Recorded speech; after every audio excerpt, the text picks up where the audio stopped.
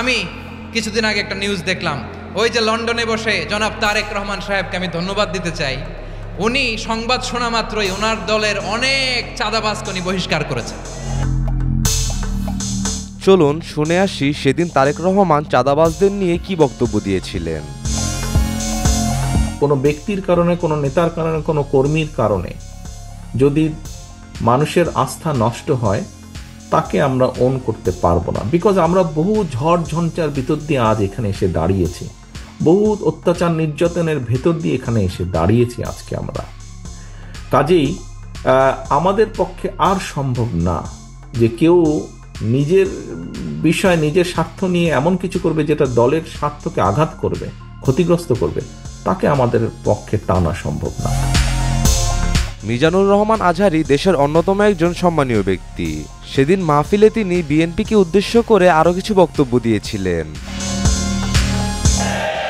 I do appreciate, প্রতিটি দলের এরকম ইনিশিয়েটিভ নেওয়ার দরকার আছে না নাই? যে কোনো দলে এই প্র্যাকটিসটা থাকার দরকার আছে না নাই? চাঁদাবাজদের সাথে আপনারা নিজেদেরকে মুক্ত ঘোষণা করবেন যে এরা আমার দলের কর্মী হতে পারে না। টেন্ডারবাজি, চাঁদাবাজি, দুর্নীতি, অপরাধ, দখলদারিত্ব, মজুদদারি, এগুলো সব কিছু একসাথে প্রতিরোধ করতে হবে, ঠিক কিনা বলেন?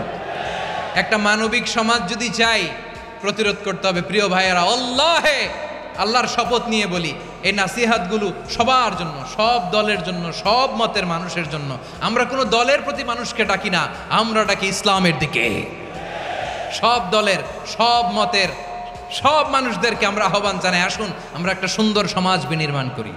এই যে নতুন বাংলাদেশের এক সুযোগ এসেছে, আর জীবনে হয়তো আসবে না, সামনের 100 বছরে এই সময় আসবে না।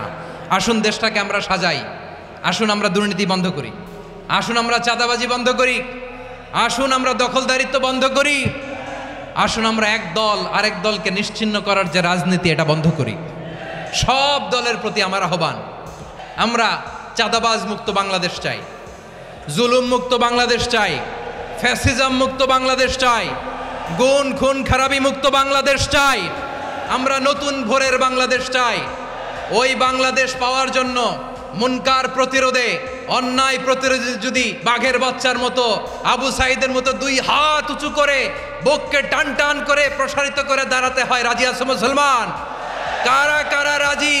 আল্লাহকে হাত দেখিয়ে প্রতিজ্ঞা করো।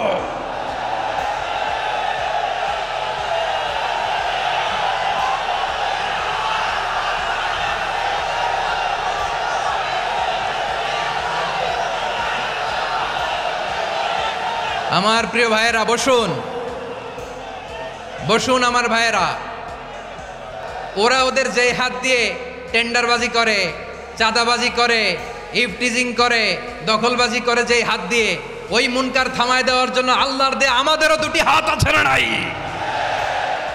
আমাদেরও হাত আছে, থামাইতে হবে, থামাইতে হবে, হিম্মত করতে হবে। আমার প্রিয় ভাইয়েরা, না থামালে আমরাই ডুববো শেষমেশ। আমাদের বাঁচার জন্য হইলেও থামাইতে হবে।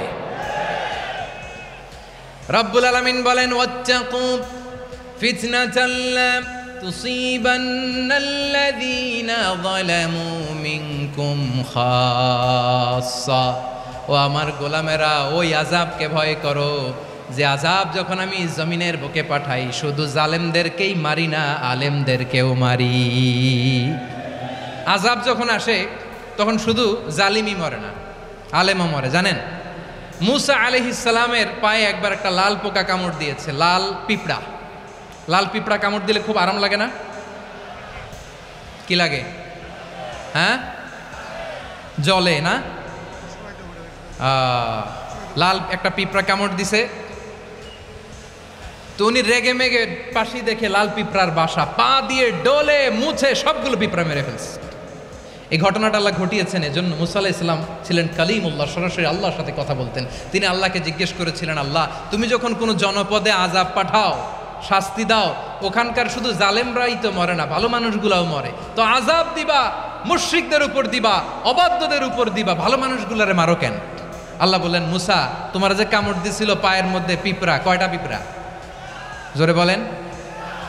একটা পিঁপড়া, তো সবগুলারে মারলা কেন? রেগে মেগে পুরো পিঁপড়ার বাসা ভেঙে ম্যাসাকার করলা কেন?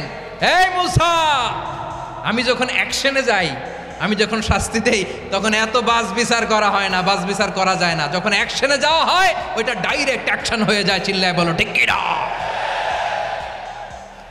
এজন্য আমাদের বাঁচার জন্য হলে ওই পাপ থামাতে হবে, এই শয়তানের অট্টহাসি থামাতে হবে, অন্যায় অপরাধ সমাজ থেকে আমাদের থামাতে হবে।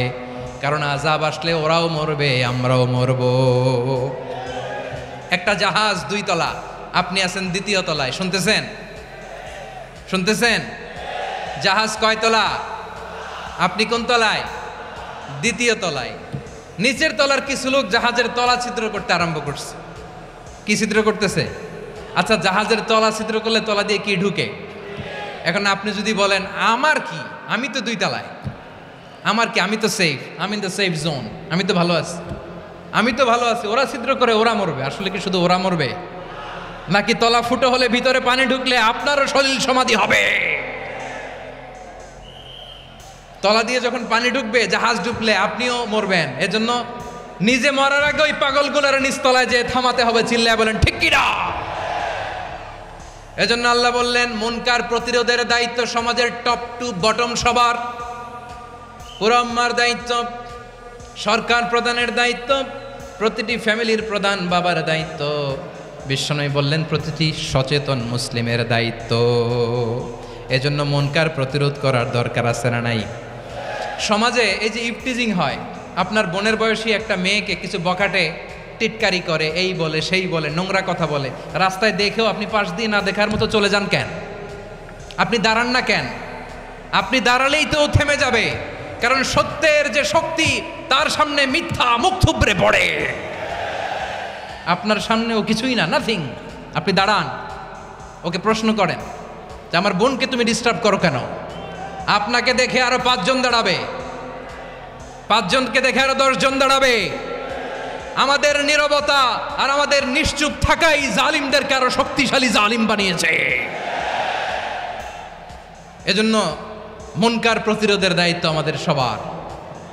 রাব্বুল আলামিন বলেন ওয়ায়ানহা আনিল ফাহশাই ওয়াল মুনকারি ওয়াল বাগি ইয়াইদুকুম লাআল্লাকুম তাযাক্কারুন। বসুন।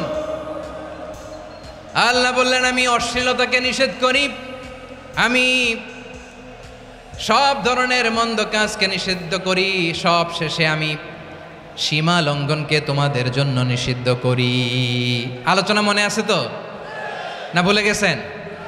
নিষিদ্ধ করেছেন কয়টা জিনিস? 1 নম্বরে অশ্লীলতা, 2 নম্বরে মুনকার তথা সব মন্দ কাজ, 3 নম্বরে আল বাগি সীমা লঙ্ঘন, ক্রসিং দ্য লিমিট। সীমা লঙ্ঘন করা ভালো না। We all should know our limits. চিল্লায় বলেন ঠিক কিনা? একই আয়াতে আল্লাহ বললেন কুল ইন্নামা হাররামা রাব্বিয়াল ফাওয়াহিশা মা যাহারা মিনহা ওয়া মা বাতানা ওয়াল ইসমা ওয়াল বাগিয়া বিগাইরিল হক। অন্যায়ভাবে যে অবাধ্য হয়, যে সীমা লঙ্ঘন করে, তাদেরকেও আমি এটা হারাম করে দিলাম।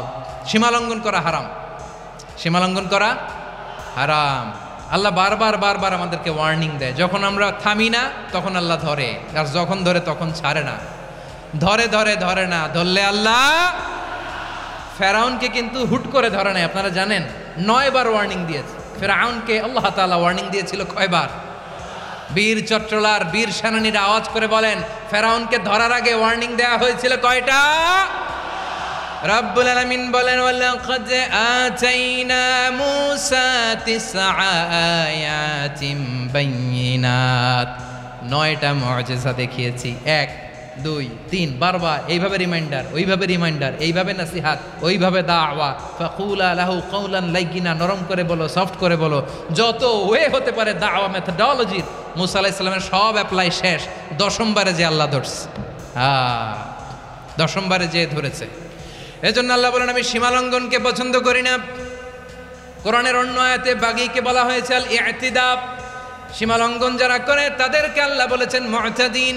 وقاتلوا في سبيل الله الذين يقاتلونكم ولا تعتدوا إن الله لا يحب المعتدين। আমি সীমা লঙ্ঘনকারীদেরকে কঠিনকালেও পছন্দ করি না। আমরা যেন সীমা লঙ্ঘন না করি, রাজি আছেন তো? যে কোনো ক্ষেত্রে এবাদতে যেন সীমা লঙ্ঘন না করি। অনেকে আমরা এবাদতে সীমা লঙ্ঘন করে ফেলি। বিশ্বনবী সাল্লাল্লাহু আলাইহি ওয়াসাল্লাম যেটা শিখিয়েছেন এর বাইরে যে অতিরিক্ত বুজুর্গ হতে চায় এরকম আছে না নাই? করা যাবে না, কোনো ক্ষেত্রেই সীমা লঙ্ঘন করা যাবে, এমনকি যুদ্ধক্ষেত্রেও না। বিশ্বনবী সাল্লাল্লাহু আলাইহি ওয়াসাল্লাম বলেন খবরদার যুদ্ধক্ষেত্রেও সীমা লঙ্ঘন করো না। কি সুন্দর ইসলাম আমরা পেয়েছি। বিশ্বনবী বলেন খবরদার যুদ্ধের ময়দানে কোনো নারীর গায়ে হাত তোলো না, কোনো শিশুর গায়ে হাত তোলো না, কোনো গবাদি পশু হত্যা করো না, কোনো শস্যক্ষেত্র ধ্বংস করো না, এবাদতরত অন্য ধর্মের কোনো সন্ন্যাসীর গায়ে হাত তুলো না। বলেন সুবহানাল্লাহ। তাহলে আমরা সীমা লঙ্ঘন করতে পারবো? প্রিয় ভাইরা, একটা সুখী সমৃদ্ধ শান্তির সমাজ, মানবিক সমাজ যদি আমরা গঠন করতে চাই, আমাদের আল্লাহর দেয়া কয়টা আদেশ মানতে হবে বলেন দেখি? সবাই বলেন কয়টা? আর বেঁচে থাকতে হবে কয়টা জিনিস থেকে? আওয়াজ করে বলেন কয়টা? আচ্ছা, আদেশ নাম্বার 1 কি ছিল বলেন? আল্লাহর আদেশ কি? 1 নাম্বার আদাল, ন্যায়পরায়ণতা। আমরা সুবিচার, সুশাসন, ন্যায় বিচার চাই কি চাই না? 2 নম্বরে কি ছিল? মাশাআল্লাহ, আওয়াজ করে বলেন 2 নম্বরে কি ছিল? ইহসান। আমরা যেন সবার প্রতি দয়া পরবশ হই, ইহসান করি। 3 নম্বরে কি ছিল? নিকটাত্মীয়দের দান করা, তাদের অধিকার প্রাপ্য বুঝিয়ে দেওয়া। পাশাপাশি 3টা জিনিস থেকে আল্লাহ বারণ করেছেন, নিষেধ করেছেন। তার প্রথমটা ফাহশা, অশ্লীলতা। অশ্লীলতার সাথে আমাদের কোনো সম্পর্ক। আজকের এই ঐতিহাসিক চট্টগ্রামের প্যারেড ময়দান থেকে আমরা যত ধরনের মা তাহারা মিনহা মা বাতান, প্রকাশ্য অপ্রকাশ্য, দৃশ্যমান অদৃশ্যমান, সব অশ্লীলতা থেকে নিজেদেরকে মুক্ত ঘোষণা করলাম। অশ্লীলতাকে আমরা না বলে দিলাম। আওয়াজ করে সবাই বলুন নো। অশ্লীলতার সাথে আমাদের কোনো সম্পর্ক। 2 নম্বর নিষেধাজ্ঞা কি ছিল? আল মুনকার, সমাজের যত মন্দ কাজ এগুলোকে আমরা প্রতিরোধ করব। রাজি আছেন তো সবাই? 3 নম্বরে আল বাগি, সীমালঙ্ঘন। কোনো মুসলিম সীমালঙ্ঘন করে না, এমনকি যুদ্ধক্ষেত্রেও না। আওয়াজ করে বলেন ঠিক কিনা? রাব্বুল আলামিন শেষে বললেন ইয়াইদুকুম লাআল্লাকুম তাযাক্কারুন। আল্লাহ তোমাদেরকে উপদেশ দেন যাতে তোমরা শিক্ষা গ্রহণ করো। আমরা উপদেশ দিব, আমরা জোর করে কাউরে কিছু মানাতে চাই না। লা ইকরাহা ফিদ্দিন ওয়া যাক্কির ফাইন্না যিকরা তানফাউল মুমিনিন। উপদেশ দিলে এটা মুমিনদের কাজে দেয়। লাস্তা আলাইহিম বিমুসাইতির ইন্নামা আনতা মুযাক্কির। নবী হে, আপনি রিমাইন্ডার দাতা, আপনি উপদেশ দিবেন। আমরাও বিশ্বনবীর এই হাদিসগুলো থেকে, কোরআনের আয়াত থেকে রিমাইন্ডার, এই কথামালা, বাণীবাহক হিসেবে এই বাণীগুলো আপনাদের সাথে কাছে পৌঁছে দিলাম। আমরা আল্লাহ তাআলার কাছে প্রার্থনা করি, আল্লাহ আমরা যেন আদল দিয়ে আমাদের সমাজকে গঠন করতে পারি। আল্লাহ আমরা যেন ইহসান করতে পারি, আমরা যেন নিকটাত্মীয়দের দান করতে পারি। আল্লাহ যত ধরনের অশ্লীলতা, অনাচার, মন্দ কাজ, সীমালঙ্ঘন, অবাধ্যতা থেকে যেন আমরা বেঁচে থাকতে পারি। আল্লাহ তাআলা আমাদের সবাইকে কথাগুলো বোঝার ও আমল করার তৌফিক দান করুক।